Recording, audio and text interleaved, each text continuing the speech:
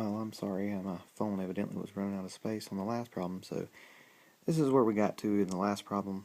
We had this set equal to 1,000 because that's the only amount of space that we had, or the only amount of money we had to cover it in this yard. So it was equal to 1,000, and what I didn't get to in the video when it cut off was I divided both sides here by -2. To make this a little simpler, make this x squared minus 50x equals -500 when you divide all of those by -2. And then I set it equal to 0. Now this is where I would want to probably usually try to factor first, but seeing as this is 500, that's probably going to be pretty ugly to factor. And so more than likely my next step would be, okay, I'm going to take this and I'm going to either do completing the square or the quadratic formula. So I would probably do completing the square on this one, only because when you look at that, this is 1x squared, and this number right here is divisible by 2. It's going to work out great for completing the square. So let's take that and let's look at that by completing the square, because we've done the quadratic formula in one of the other videos. So, since that is divisible by 2, we can take that 50x, we can divide it by 2 and square it. Remember, that's what's going to give us what we add to both sides here. So if I divide 50 by 2, I get -25. I square it, I get 625 on both sides. That's what I'm going to add.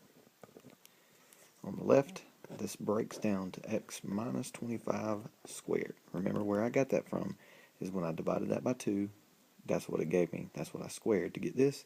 That's what made this a perfect square. On the right hand side, -500 plus 625 is going to be 125.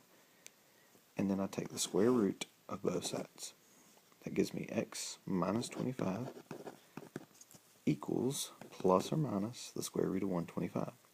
Now let's do a little bit of practice here with simplifying. Even though I'm going to want a decimal answer on this, let's do a little practice with simplifying. 125 is 25 times 5.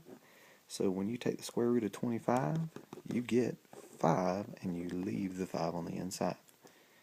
And I have this minus 25 over here. I add it over to the other side. It makes it 25 plus or minus 5 on the square root of 5. But again, I'm probably going to want a decimal on this one since we're talking about lengths around the house.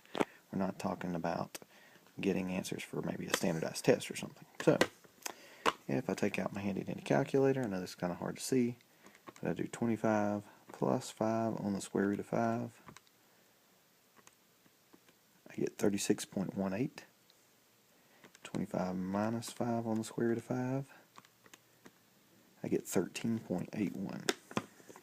So I've got two answers here, 36.18 and then 13.81. So those two answers there are my approximate answers that I could use for x on the side of my house here. And then 100 minus 2 times one of those would tell me exactly what this side would be. So if I decided to use 13.81 here, it would also be 13.81 here. Sorry about that. And then 100 minus 2 times the 13.81 would give me this side being 72.38. Now, the problem with that is you'd have to look at your house over here. Now, I didn't give you anything, but if my house over here was, let's say, 40 feet, this would not fit because 72.38 would be off the side of my house, and I wouldn't be able to use one side of my house as one part of the fence, and so I wouldn't have enough fence to cover the area that I need.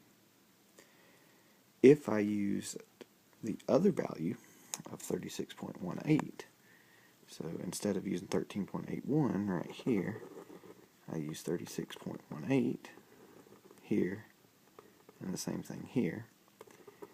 Then this other side would be 100 minus 2 times 36.18.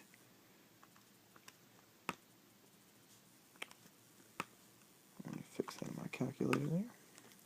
This side here would be 27.64. This probably would be the more logical solution real life wise, because this one would probably fit up against just about any house, with 27.64 being this side, 36.18 and 36.18 here. And that would also give me my 1,000 square feet of space.